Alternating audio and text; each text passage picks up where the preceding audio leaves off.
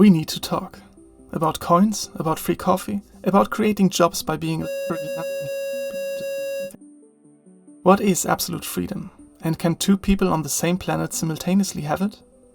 I am intrigued by this thought, since the first thing pioneers do is setting up boundaries, writing their name on stuff, and thereby limiting the freedom of others. What if I told you, though, that absolute freedom is to be able to do what is right and not having to do what you want? Wait a second, let me quickly... much better.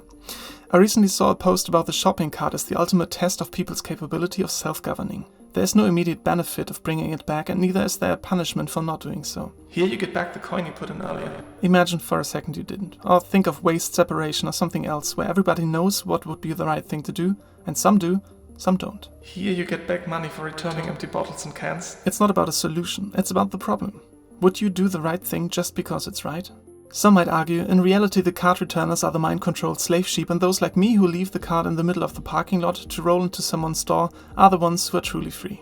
Others might say, it's job creation to leave the carts all about. They already want me to do self-checkout and all kinds of other BS. Whereas one guy wrote, I collect the orphaned ones I find, remove the store names, servers and clean them and sell them to the stores for half price. And eventually then you have this guy claiming to occasionally unbolt a wheel and throw it across the parking lot to keep the employees busy. I know. But hold your horses. It appears there's a bigger underlying problem than laziness.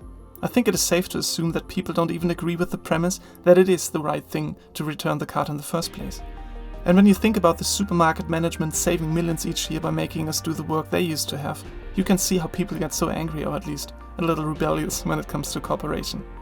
I believe the amount of trust and sympathy you have towards your local supermarket management is absolutely proportional to your personal disposition to obey their rules. Now replace the supermarket with your country. Can you say you like your government? Do you trust them to spend your tax money wisely? How tempted are you to break the law when nobody watches?